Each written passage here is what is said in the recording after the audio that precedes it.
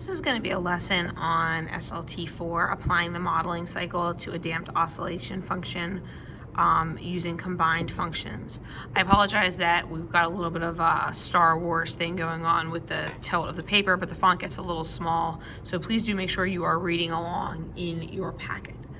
So what we're going to do is we're going to turn to page 37, and as you read page 37, I want you to consider the following questions.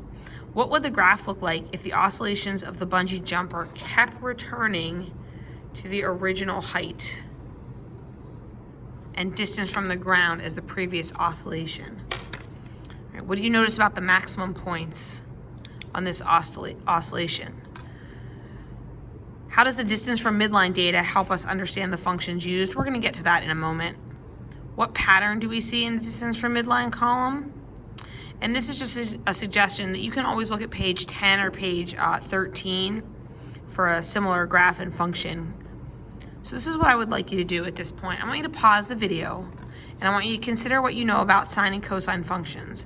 And if this graph, if this bungee jumper kept returning to the same initial height and distance from the ground, what would be the amplitude, the period, and the midline? So again, pause the video and take that into account. Okay, at this point you should have paused the video and thought about that situation. So for example, if there was no dampening,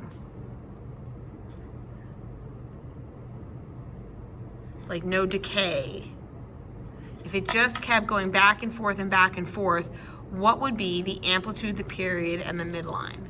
Well, the first thing I would notice is that I've got a midline here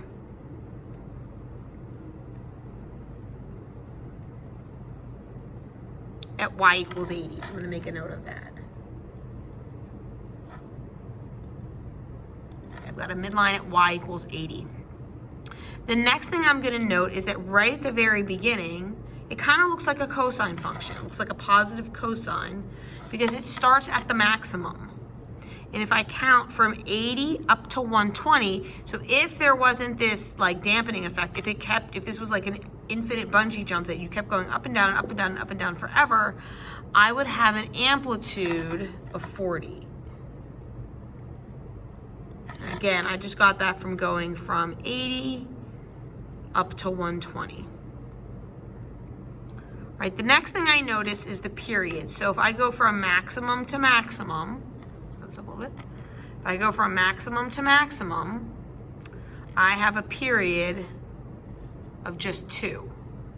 All right, so I'm just going maximum to maximum, and I accomplish that in 2. So make a little note here. My period would be 2, and if I set that equal to 2 pi over b, obviously b becomes pi. So if there was no change in the cosine, I could write this as a cosine function as y equals 40 cosine pi x plus 80. Right? That's if there was no decay, no dampening. So now I'm going to take into account this distance from midline data that I have on the left side. So I have a horizontal distance, I have a vertical distance. So again, here's that initial point, like right here, 0, 120 is talking about 0, 120, and the distance from midline is 40, which is our original amplitude. But now when we go to 2 seconds over here, I'm not using the 1 just because I don't feel like it. 105.6 is this point up here, and its distance from midline from here to here is 25.6. So what I want you to do is if you take a look at this graph, if you kind of lightly with your pencil kind of sketch in, you can see we have a specific kind of function going on here. What kind of function is this? All right, what this is this is an exponential decay. At some point I've got an exponential decay. So what I want everyone to do is I want you to consider x is the horizontal distance, y is our distance from midline. And my question to you, if this is our a value, because remember we have y equals a times b to the x, that's how we write an exponential decay function. I want you to grab your calculator and see if you can figure out what was B. Pause the video and figure out what B is. All right, at this point you should have paused the video and worked a little on your own, and if you didn't, let's talk.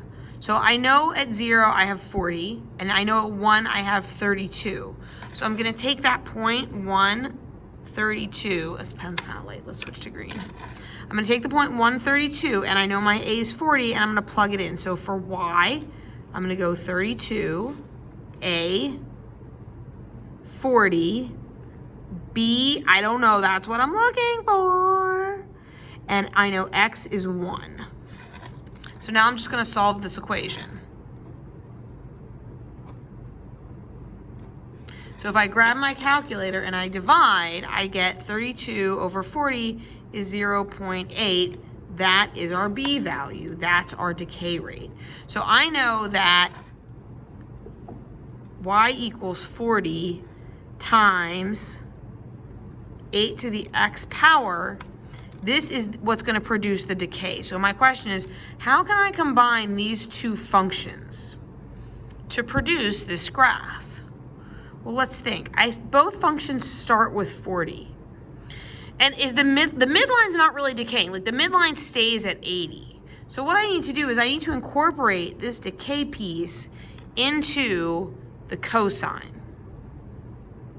And all I'm going to do is I'm going to multiply the 40 cosine pi x times 0.8, and that will cause the cosine curve to get shorter as time goes on. And then the plus 80 just moves it all up 80. That's not changing. So it says record the equation to the graph here. So what I'm going to do is I'm going to take my 0.8, and you really could multiply it anywhere. I'm going to put it somewhere specific just because calculator-wise it looks better. Also, it's kind of like 40 times 8 to the x. Ooh, that's not so neat. Oh well. And then cosine pi x plus 80. It is perfectly acceptable to have two independent variables in the same equation. So again, all I did was right here, I kind of like inserted in this multiplication sequence, because it's 40 times cosine pi x, I just inserted the 0.8x. I can't put it here because like it's cosine of pi x. That's not really a multiplication sequence. So then if I want to check, I can grab my calculator, I check my mode, put it in radian mode. I could go to y equals and type in 40 times 0.8 to the x times cosine pi x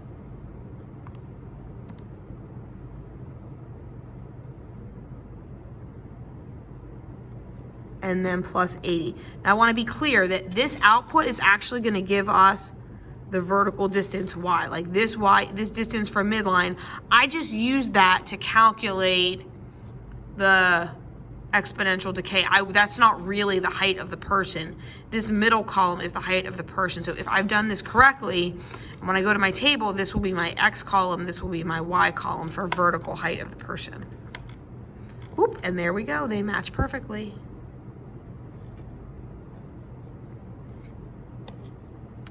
Okay, so let's go ahead. If you need to see, I'll show you the homework answers, and you can pause the video and check your homework. Here are your homework answers. Again, you can pause it on your own.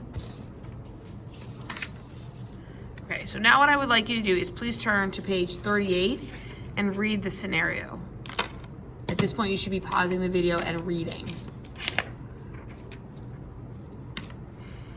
Okay, so let's think about what kind of function this looks like. My first thought is maybe it's a square root function. But the problem is that Newton's law of cooling and heating says that if I'm cooling an object, like if we did this with my coffee once, I poured the coffee, it was really hot, and we knew that room temperature was about 75 degrees, and that it would be a decay function until we hit 75. Well, now we have Newton's law of heating, which is it's a hot day, and the soda is warming up. So the soda is going to hit an asymptote right here.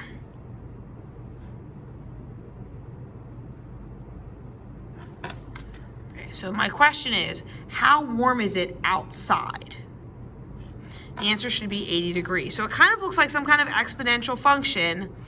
except I've got this asymptote of 80 degrees, and it kind of doesn't look like a growth or decay. What it looks like is a reflected growth or decay. So this is what we're gonna do. We are gonna use our formula for growth and decay. And we know that K is 80 because it's 80 degrees is the horizontal asymptote. We know A is always our initial value, and I can see from the graph that my initial temperature is 40. Okay, so here's the problem. This 40 is not like, it's not decaying from 40. What I notice I have here is an exponential decay function that's been reflected over the x-axis. All right, so I'm gonna take this 40, and I'm actually, because of it's a reflection, I'm gonna make it negative 40. So we're gonna start with y equals negative 40 times bx plus 80. And now the question is, I need to solve for b, okay? So I'm gonna look for a good point on my graph. What's an ordered pair I can see really clearly? 360. So now I'm gonna plug 360 into this function. And I've got 60 equals negative 4 b to the third plus 80. And I'm gonna subtract 80 from both sides, and now I've got negative 20 equals negative 4b to the third. I'm gonna divide both sides by, whoops, guys, bad news. I made a mistake. I forgot to write 40 instead of, I wrote 4. Sorry, make that a 40. I apologize. All right, so I'm gonna divide by 40, negative 40. And I've got 1/2 equals b to the third. So what I'm gonna do now is I'm gonna grab my calculator and I'm gonna take the cube root.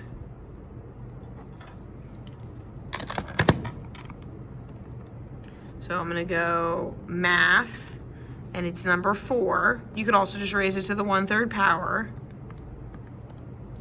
And I have we're just gonna go 2 decimal places. I have b equals 0.79. So I've got my reflected decay function is gonna be y equals negative 40 times 0.79 to the x plus 80. And just to double check, I can type it in to verify. It's part of our modeling cycle, the verification step. So it might actually be easier on this one. Like I could definitely like look at my table and see if I get the right table values. Oops, sorry. But I think for this one, I'm gonna change my window. I'm gonna go up to 20 for my x max because there's a 20 here. And then for my y max, I'm gonna go up to 90. And if I look at my graph, it should look really similar. Hey, look, there it is, and it's gonna flatten off right there. And if I went to look at my table, sure enough, I'm gonna see, and it's gonna be pretty close. It's not gonna be exact because remember, I rounded the point. I rounded this 0.79, but it's gonna be pretty close. Okay. All right, at this point, I want you to go ahead and start the homework, which is to write 2 more damped oscillation equations. Page 39, there they are. There's 1, there's 2, and I'm not putting the answers in the video.